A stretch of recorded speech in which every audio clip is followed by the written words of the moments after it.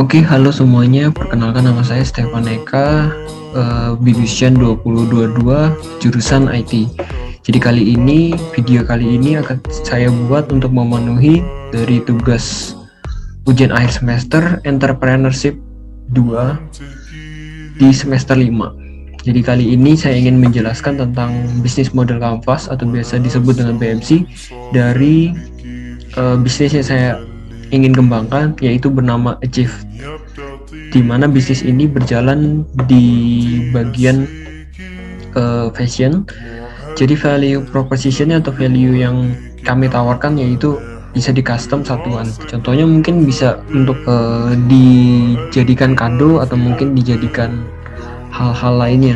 Kemudian nomor 2 mungkin value lainnya adalah yang kami gunakan itu selain kaos, itu bisa jaket, topi, dan lain-lainnya.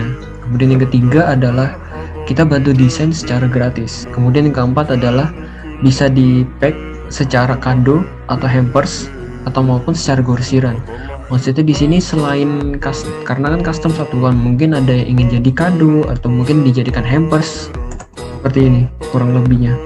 Jadi kalau misalnya customer yang menerima itu ngerasa sangat premium. Kalau hampers ya seperti pada umumnya menggunakan kotak dan lain-lainnya seperti itu untuk mempercantik kemasannya. Kita lanjut ke key partners. Key partners yang pertama adalah supplier percetakan satuan di Malang. Kemudian yang kedua adalah supplier kaos dan fashion polos. Karena di supplier percetakan ini mereka menyediakan, tetapi harganya mungkin cukup tinggi sehingga kita perlu mencari supplier kaos lain yang dengan kualitas sama tetapi harganya lebih rendah untuk menekan biaya produksi. Nah, kemudian yang ketiga adalah influencer. Itu gunanya untuk mempromosikan. Jadi kita menggunakan jasa dia untuk mempromosikan bisnis kita. Intinya seperti itu. Kemudian partner yang selanjutnya adalah jasa kurir. Selanjutnya adalah key activities. Hal yang pertama adalah membuat konten secara konsisten. Untuk konten yang kita bikin sendiri ada di 2 platform media sosial dan lebih tepatnya 3 platform media marketplace. Di poin nomor 2 mempromosikan di media sosial Instagram dan TikTok. Kemudian untuk di marketplace-nya sendiri di 3 marketplace langsung, yaitu Shopee, Tokopedia, dan juga Lazada. Kemudian yang ketiga, poin nomor 3 adalah mulai promosi dengan influencer untuk mendapatkan engagement atau rate bahwa ada loh ternyata toko yang menjual custom satuan dan itu bisa dijadikan hampers atau kado. Kemudian yang keempat adalah mempromosikan produk di beberapa marketplace. Lingkup yang keempat adalah key resource. Untuk resource-nya sendiri itu kita menggunakan yang pertama yaitu admin untuk membalas chat. Jadi kita harus juga fast respon, jadi harus ada admin yang membantu. Selain itu kita membutuhkan modal dana, itu pasti.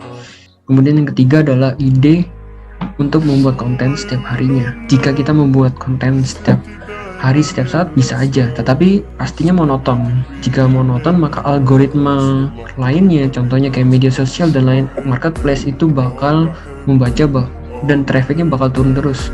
Nah, kita harus sesuai sama tren juga, ngikutin tren agar konten kita itu tetap update terus dan naik terus.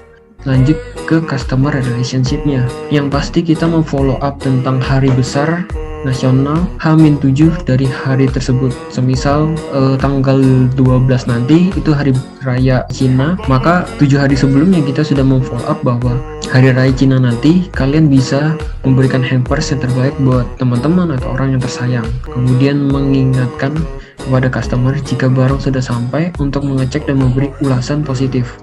Nah, di sini lebih ke meningkatkan servis kita. Kemudian yang ketiga adalah memberikan promo diskon untuk pelanggan setia.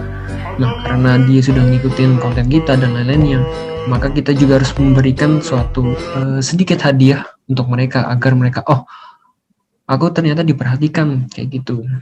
Nah, selanjutnya adalah channels. Yang pertama itu mempromosikan lewat influencer.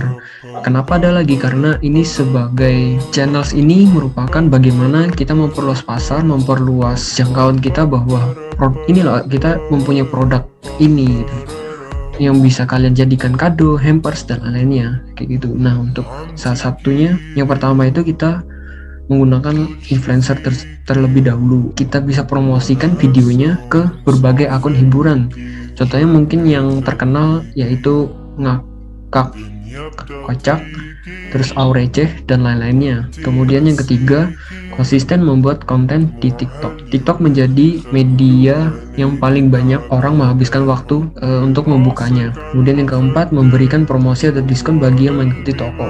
Kemudian selanjutnya adalah customer segment. Yang pertama, yaitu para entrepreneur yang ingin mempromosikan bisnis mereka. Karena pandemi ini kan, corona ini kita harus pakai masker, jadi otomatis muka kita tertutup. Nah, untuk mempromosikan bahwa kita punya bisnis secara enggak langsungnya itu melalui baju. Kemudian yang kedua yaitu kalangan remaja ke atas yang ingin memberikan kado spesial untuk yang tersayang.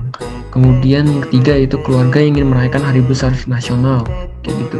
Kemudian yang keempat, kalangan remaja yang ingin membuat kaos atau jaket kelas. Kemudian yang terakhir, perusahaan yang ingin membuat untuk hari besar tertentu. Kemudian selanjutnya adalah cost structure. Di sini yang kita keluarkan yang pertama yang pasti modal dana. Kemudian yang kedua adalah tenaga untuk membuat konten dan memproses orderan. Kemudian yang ketiga adalah transportasi. Kemudian yang terakhir, poin terakhir adalah revenue stream, di mana yang pertama itu pendapatan yang kita dapatkan dari penjualan. Kemudian yang kedua adalah tender di perusahaan atau kelas. Oke, mungkin sekian dari saya. Jika ada kesalahan saya mohon maaf. Dan sekian dari saya, terima kasih.